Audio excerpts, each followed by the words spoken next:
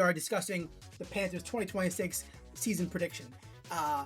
I'm going to have a tracker here on my left and right hand side.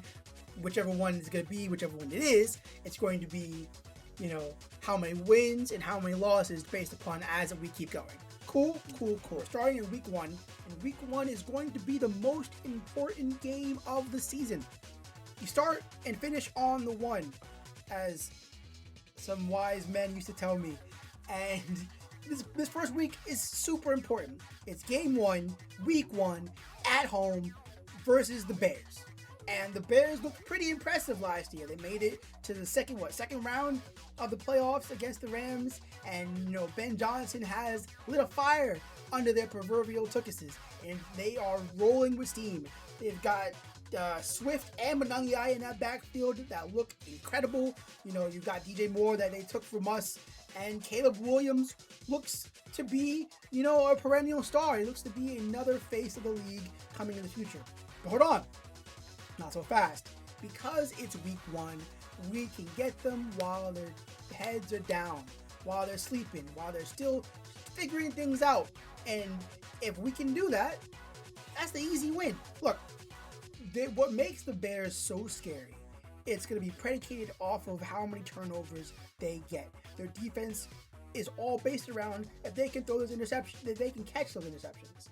Now, is Bryce Young one of those guys that throws up a lot of meatball subs on the field? Yes. If you only watched him since 2023, he's gotten better at protecting the ball in and outside the pocket. So even if he gets one, every quarterback is due for one mandated interception. Not everybody's going out there week after week being perfect with none. You have to be Peyton Manning to do something like that. Tom Brady. No, Tom Brady did that one year, but not everyone can be Tom Brady. In this regard, Bryce Young's ball protection has gotten better year in, year out. And coming into the season, this is where it all comes to fruition. You stop the Bears' onslaught week one, game one, and they're off to the races. It's going to be a phenomenal season if they can start this season off with a win. And it's doable. Not only doable just because of the talent the Panthers possess, whether it be their new retooled defense, which I'm super excited to see. Devin Lloyd, please make us proud. Phillips, show your stuff and we'll have no complaints. J.C. Horn and Mike Jackson back there are going to pick off Caleb Williams, and it's going to be fantastic. It all comes down to me and you.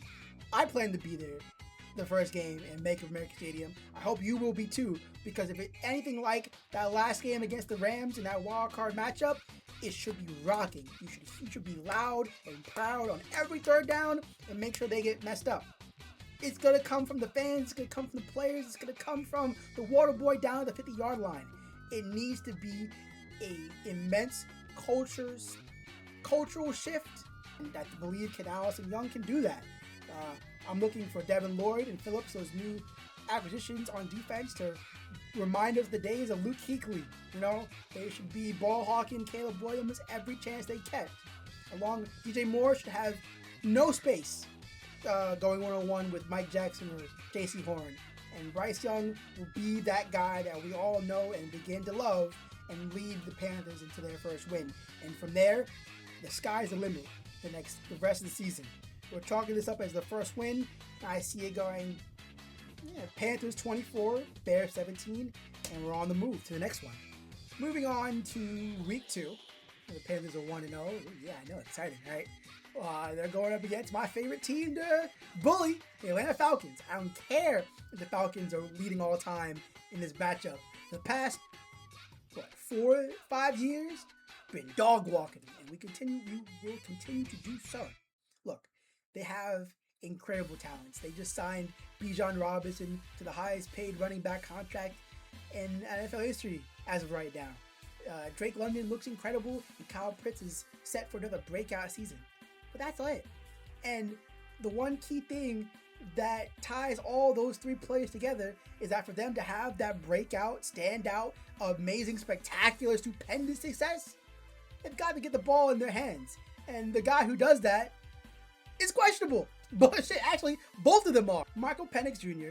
isn't slated to start the beginning of the season. So you're left in the hands of Tua Tagovailoa. And, to say I'm speculative is an understatement. Say I'm concerned for them would be putting it nicely. Would I be concerned with you? Would you be concerned with your rival? I don't think so. But, even if Tua looks incredible, even if Bijan runs for 150 plus yards and looks unstoppable, I know we're going to win. I know the Panthers are going to take both games in this division rivalry because they're being led by Kevin Stefanski. And if you don't trust Tua or Penix or anyone else, you sure as hell don't trust Kevin Stefanski. He's not a good coach. He's yet to be proven legitimately that he's capable. And you're gonna rest all your little dirty birds, hopes and dreams in his lap. Good luck with that. I don't have to go into too much breakdown of the actual football. I'm chalking this up to another win. The Panthers keep on pushing, and they're going to go 2-0. On to week 3, Carolina's going up to Cleveland. Cleveland! This is not for you. Essentially, look. I like Todd Monken.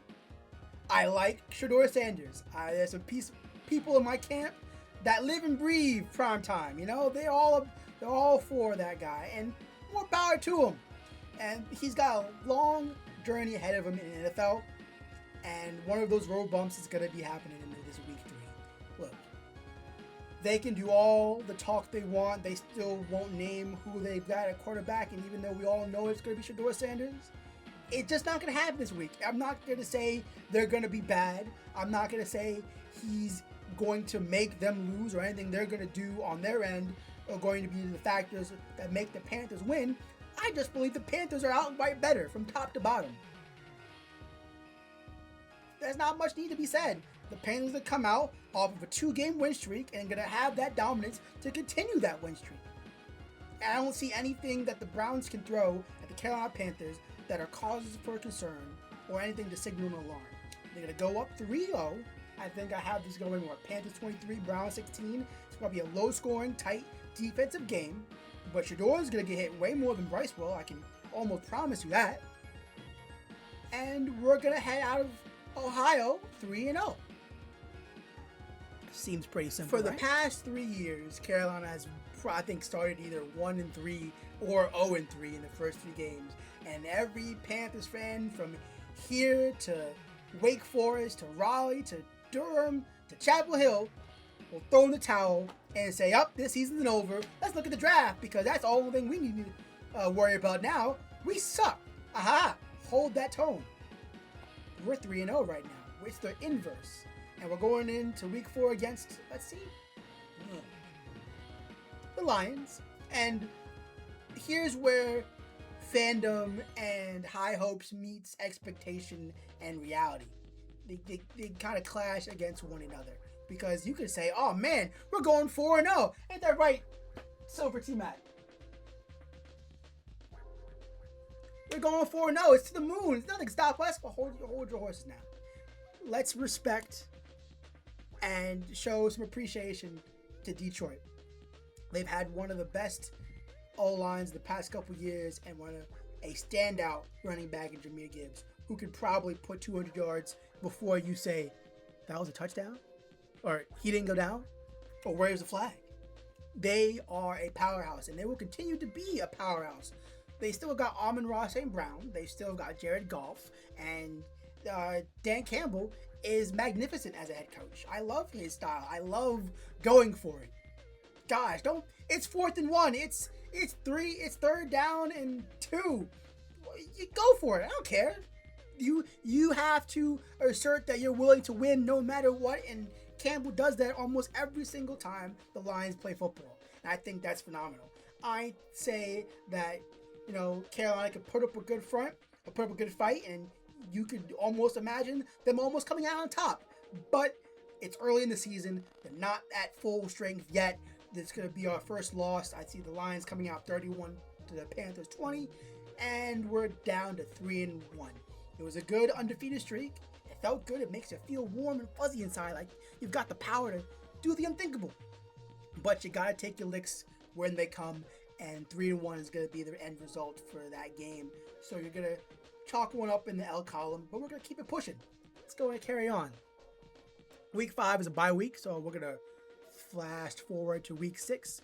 But week 6 is where the fun begins, because we're playing the Eagles, and everyone wants the Eagles to always, they're perennial contenders. No matter what they do or what goes wrong in Philadelphia, they're great. They're going to be good. Oh, they're going to be one of the top contenders out of the NFC. It always happens. They always say the same thing, but I don't believe it.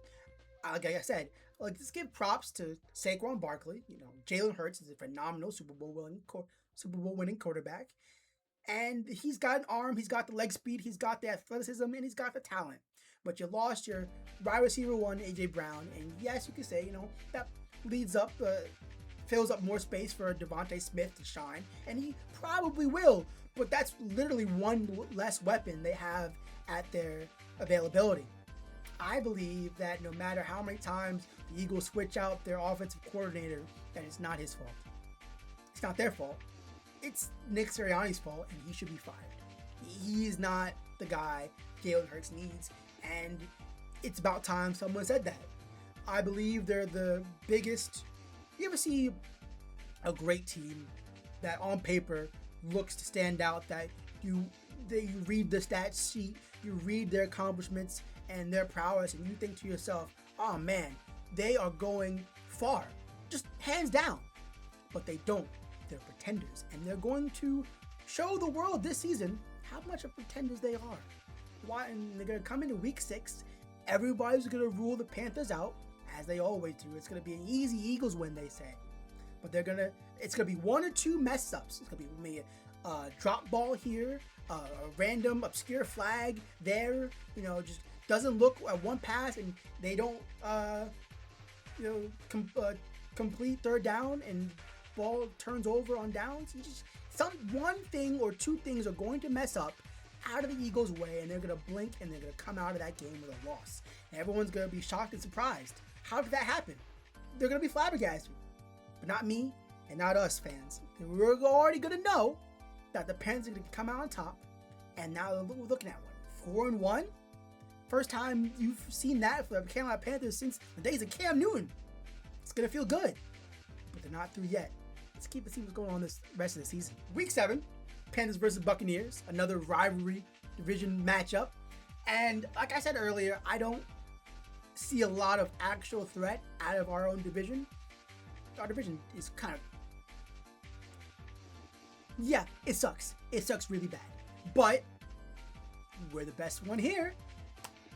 And, whether or not they, solidify Baker Mayfield's contract or not, the Buccaneers are going to be the actual and only threat to winning the title again.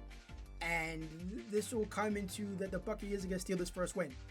Either they steal this first win or they steal the second win in our 2 games series we play this season. But it's going to be tied. That's the only team I perceive it being tied, because they actually have the tools to make it so. Baker Mayfield will come back through hell and high water if he has to, if you get him mad enough for some reason. That's just his ability.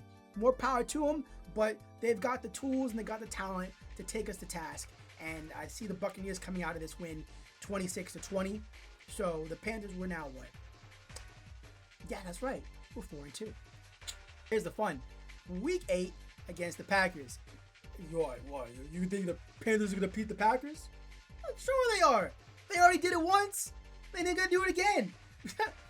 I'm talking about coaches that you don't believe in and quarterbacks that are, iffy or don't really meet the eye test. Jordan Love and LaFleur meet both those things. Jordan Love, is for what it's worth. Again, is a great talent. I don't believe he's being coached properly. LaFleur had the same little illness Canales seems to have. He's got the case of the wimpy bug. He won't take things to task and be aggressive when they need him to be, and they play passive, and that ultimately ends up losing them games. You know, you have their all-pro superstar Micah Parsons now, which is great, but he's coming off an ACL injury, and whether or not he'll be back in time for this week, sources say that he will, or he's trying to be. That's not who says he's going to be 100%. All right? They have their running back who's got legal issues outside of football, and he hasn't been the best. He's been dealing with injuries himself. Jordan Love has a plethora of offensive weapons to throw to, but they don't have a 1A guy. He throws to committee, and that sounds great. You know, everyone gets a slice of the pie, a slice of the cheese curd or the cheese head, but when it comes down to crunch time and you need the confidence to go to a single guy, you don't have it. Anybody could do it, but do you really feel comfortable going to a young Golden, or if Kraft is healthy, throwing to your tight end, or anyone else that's downfield? He's got to have the confidence to do that, and I don't believe they do. The Panthers work best when they're in clutch time and they can catch you by surprise, and that's exactly what's going to happen again. They came off a loss against the Buccaneers the previous week. They're going to reconcile that with a win this week, and the Panthers are going to go up 5-2. Watch. You know, last year could only be described as a kind of a roller coaster season. Panthers came out there and won games that they had no business winning, and then would follow it up losing a game they had no business losing. And that's kind of in their DNA. They've been doing that for a while, and not everything is fixed overnight. You know, this season is long, it's arduous, but it's also fluid, and your mistakes are going to happen. But they're not gonna lose this year without putting up a fight. I can almost guarantee, if I want to, you know what, I guarantee you, every loss is not gonna be a rollover blowout. It's gonna be a hard-fought, scrappy games that, you know what, the better team comes out on top. And I don't care too much about the Broncos' offense, but I damn sure know their defense is nothing to sneeze at. And they're going to put the Panthers to work. This will be the test. Can this team stand up against a high, almost Super Bowl caliber defense? Whether that is the case or not, I have this under the loss column here, and the Panthers are going to come out 5-3. I said about 24-17. It could be 24-7, honestly. Not a blowout. That might be a garbage time touchdown, but it's going to be ground and pound. And let's see, hopefully this game shines some light on Hubbard, Jonathan Brooks, and A.J. Dillon, all of our running backs. See if they can get them going, and maybe that's going to be a running game type of game. But I think that's going to be an L just right now, this far out in the future. Because in Week 10, we're going up against the Saints. And like I said earlier, unless their name is the Tampa Bay Buccaneers, if you play in this division, you're going to take an L. I'm just going to flash forward here because the Saints, Week 10, they beat us 2 times last year. Off of that alone, the Panthers should come into these games wanting revenge. Each time. They're not losing these games. If it happens, and the easiest way to get back to the playoffs is just to pound your way through your division. And lo and behold, what's the slogan? What's our motto? Keep pounding, baby. Keep pounding, bitch. Saints are going to take an L, and the Panthers move up to 6-3. I've seen a lot in the media as of late discussing quarterbacks and where they rank going into the season. And a lot of slander has been given to Lamar Jackson. And I feel that it's not that it's unwarranted. I just think they are discrediting how good he actually is. Now, let it be clear. Does he have the moniker of a playoff choker? Oh, absolutely. Oh, look at him choke! The playoffs were a prime, juicy, medium well-cooked steak. He'd take 2 bites and be begging for CPR every time. And just what it is. At this point, you have to be proven wrong. But there have been many greats that have had that moniker and have that, cast aside after they make the big one. Think, John Elway. Think Dirk Nowitzki. Think...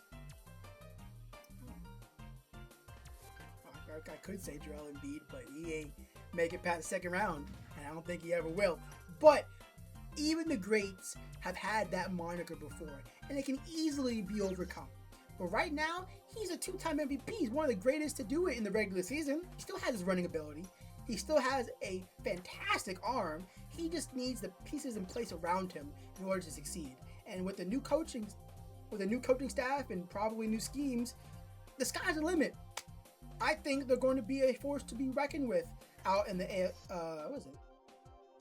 out there up north. And week 12, it's getting colder. That's when those type of teams come out to play and come out to shine. They may catch the Panthers off guard and force up another L. I should say the Ravens 30, Panthers 21. That puts the Panthers at 6-4 in the season. Not a bad start, but look, everyone's got to take their lumps now and again, and these are one of those lumps. Moving on to the week 12, if you take a loss, you've got to follow it up with a win. They play the Buccaneers again in week 12, and if they lost that one time, they lost early in the season, and they're coming off a loss against the Ravens. Both of those factors should fuel the Panthers more than enough to sneak out and edge out that win at the later half of the season. They beat the Buccaneers, and the Panthers go up 7-4. Week 13 is Minnesota. That's a win. All I have to say is J.J. McCarthy and Kyler Murray. Those two guys alone, whichever one is starting, they are going to not utilize Justin Jefferson properly. Matter of fact, Justin Jefferson is the only star or the only big name they have in the offense. They can't win with just that. Outside of a catastrophic meltdown on the behalf of the Carolina Panthers, there's no way they should come out of this week without a W. Plain and simple. That leaves us at 8-4. Look at that. That's 2 games away from 10 plus wins. Right now you might be thinking, he's crazy. But it's all doable. Believe in this team like I do, and you'll see great things. Week 14, after that easy win against Minnesota, you get an easy win against the New Orleans Saints, putting them at 9-4. And Gregory, you can't dismiss Tyler shucking them. Yes, I can. Absolutely. You know why? Because they just don't have it. When you look, unless something monumentous happens to a player before the draft, whether it's a scandal that breaks out or they find new information or the player, God forbid, gets injured, there's very few reasons why you should plummet in the draft. For Chuck's case, it was really just because he stayed in college so long and no one wanted an older quarterback as a rookie. But he's shown that he's stable enough to, manage a team. But week 14, you're coming in 8-4. You think you're gonna lose to a game manager. Now, if you're trying to go deep in the playoffs, you have to not only consistently, but dominantly win the games that you're supposed to. Because otherwise, you're no better than a pretender. You're no better than the Eagles, or the Cowboys, or the Giants, or the Commanders. No, I don't have a vendetta against the NFC East. But no longer will the Silver Surfer be part of man's insanity. Let humanity do what it will. As for me, I shall dwell amongst the beasts, or search for some semblance of freedom in the polluted skies of this mad orbiting prison which men call Earth. I, who have crested the currents of space, I must resign my... I don't know. It's just something about all those teams that just scream pretenders. Whether or not, I know the Commanders and the Giants aren't doing anything this year, but the other two, as good as they are and as good as they probably can be, you'd have to show me the future. Build me a time machine and set the coordinates to 2027 February for me to believe that any of those two teams are actual contenders. But, hey, we're talking about the NFC South and the Panthers. Right now, Week 14, they're beating the Saints again. And they're 9-4. Cincinnati Bengals heading into Week 15.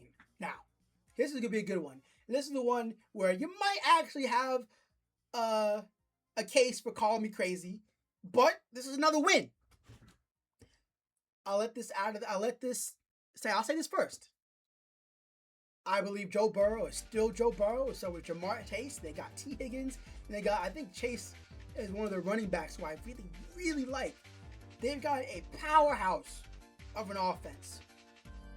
But they got a white picket fence that they want to try to call a defensive line. And it's, if you want to think the Panthers defense has been bad in the past, last year's Bengals defense was atrocious. Abysmal. You could barely even keep your television on that channel watching them. It was bad. And the only real moves they made in the offseason were re-signing Hendrickson and picking up or trading for Dexter Lawrence from the Giants. Sexy Dexter, he's great. We all love him. We love the little dance he does. He's great. He's a powerhouse at his position. But him alone is enough to plug those holes in that sinking ship of a defense. They need significant change. They need an overhaul. They need a pimp my ride renovation. But I don't know if it's coming soon, now or later. But if it hasn't happened by Week 15, let's say Cam Newton. Bryce Young and T-Mac and Coker and those boys must, need, and will capitalize. And they're going to come out of Cincinnati 10-4. Whew, that's a sight. That would be a sight to see. I cannot wait. Week 16, we got to beat up an old man, send him out to pasture, and Rodgers ain't going to know what hit him. I'm just going to leave it like that because, what else do they have? I'm sure he might maybe. Nah, he won't. What am I kidding? We're going to put him out to pasture, send him off to retirement. And look at that. 11-4. Look at us. Who would have thought? I would have thought. You thought? Look at us. Hey. Look at us. Look at us. Huh? Look at us. Say it again. Look at us.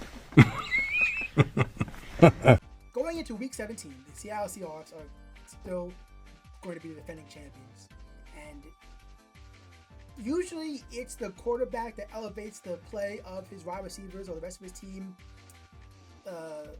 In this case, it's kind of the inverse. Don't get me wrong, Sam Darnold is fantastic, and I love his story, and he's become a phenomenal quarterback.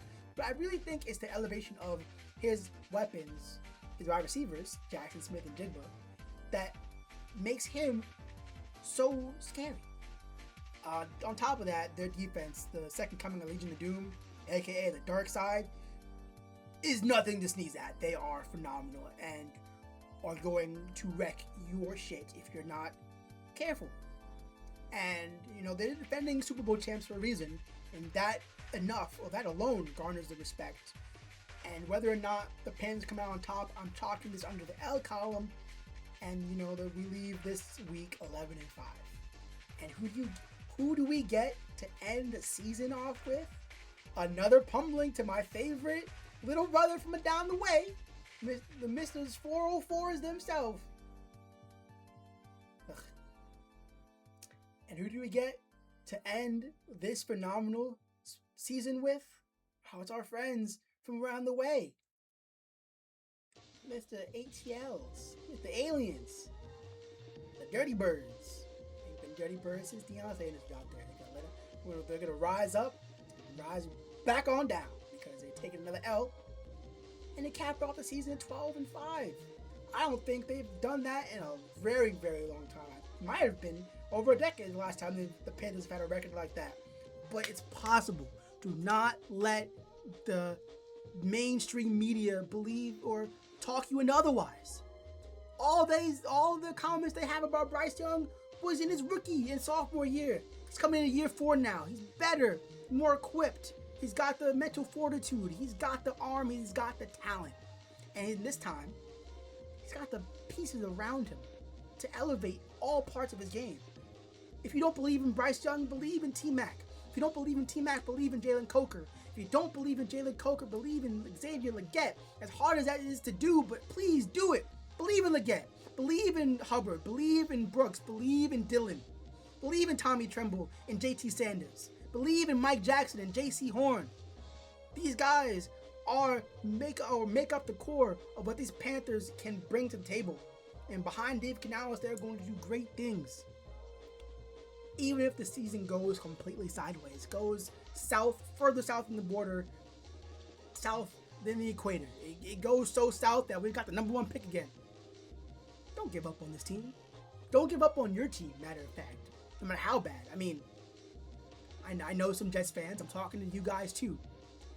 From all the lows that you see your team bottom out in, they can only go up. And thankfully, right now, the Panthers are on the way up. 12-5, baby. That's where they're going to be. And we're going to come back at the end of the season and say, wow, Gregory, you were right. All I'm going to do is smile and say, I know. But it's going to be a fun ride. I can't wait to experience it with you guys. Make sure you leave a like and subscribe. And tell me what you think about your team or the Panthers and what you think their season prediction is going to be. And we'll tune in to the next one and see if I'm right. Keep pounding, bitch.